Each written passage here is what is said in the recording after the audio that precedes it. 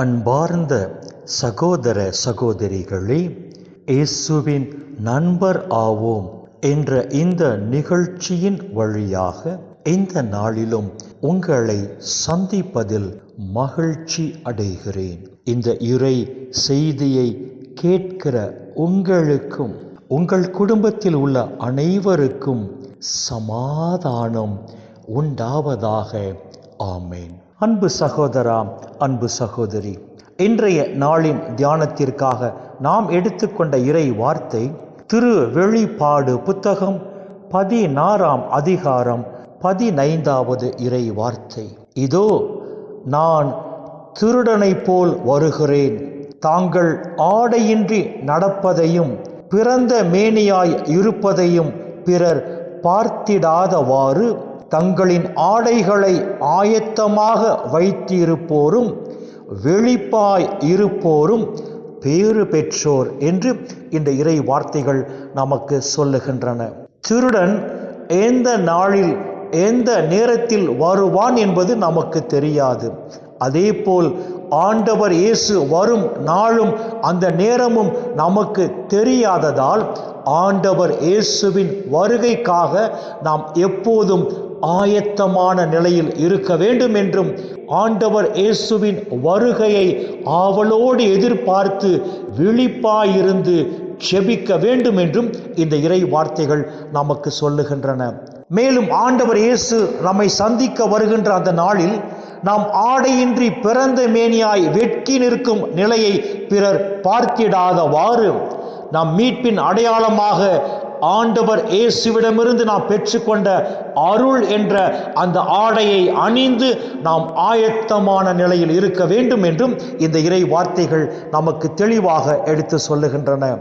நீ ஆடையின்றி இருக்கிறாய், எனவே நீ ஆடையின்றி வெட்கி நிற்கும் உன் நிலையை பிறர் காணாதபடி வெண் ஆடையை என்னிடமிருந்து கேட்டு வாங்கிக் கொள் என்று லவோதிக்கேயாவில் உள்ள திருச்சபையின் வானதூதரை பார்த்து ஆண்டவர் சொல்வதாக திரு வெளிப்பாடு புத்தகம் 3ஆம் அதிகாரம் 17-18 இறை வார்த்தைகள் நமக்கு சொல்லுகின்றன.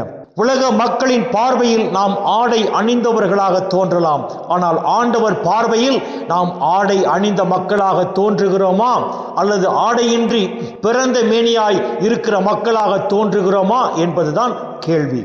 ஆதாம் ஏவாள் கடவுளின் கட்டளைகளை மீறி பாவம் செய்த பிறகுதான் தாங்கள் ஆடையின்றி இருப்பதை உணர்ந்தார்கள் என்று தொடக்க நூல் 3ஆம் அதிகாரம் 7ஆம் இறை வார்த்தை நமக்கு சொல்லுகிறது.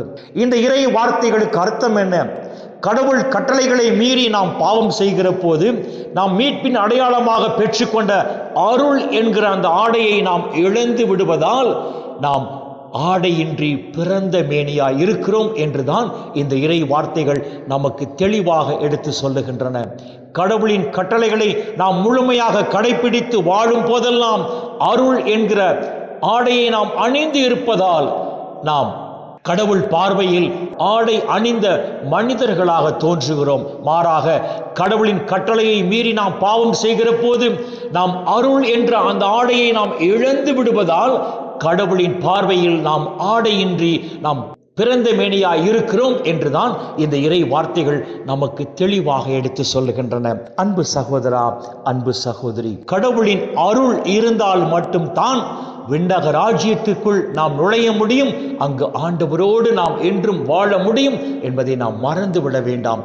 எனவே அன்பு சகோதரா, அன்பு சகோதரி, கடவுளின் கட்டளைகளை முழுமையாக கடைபிடித்து வாழும் போதுதான் அருள் என்கிற ஆடையை நாம் அணிந்திருக்கிறோம் என்பதை மறந்து விட வேண்டாம். எனவே அன்பு சகோதரா, அன்பு சகோதரி, கடவுளின் கட்டளைகளை முழுமையாக கடைபிடித்து கடவுள் நமக்கு கொடுத்த அருள் என்கிற ஆடையை நாம் அணிந்து வாழ்வோம் என்று சொன்னால் ஆண்டவர் இயேசு நம்மை சந்திக்க வரும் நாளில் அவரை எதிர்கொண்டு செல்வோம்.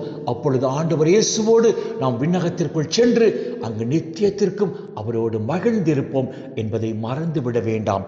எனவே வரப்போகிற நாட்களில் கடவுளின் கட்டளைகளை முழுமையாக கடைபிடித்து வாழ்வோம்.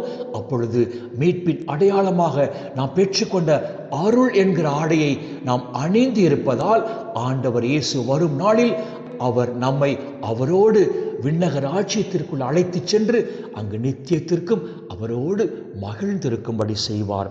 இந்த இறை சிந்தனைகளோடு நாம் ஜெபத்திற்குள் கடந்து செல்வோம். மக்களே, எங்களை நேசிக்கிற நல்ல பிதாவே, அப்பா, இந்த உலகில் இன்னும் ஒரு நாளை நீர் எங்களுக்கு சேர்த்து தந்த உம்முடைய கிருபைக்கு நன்றி சொல்லுகிறோம்.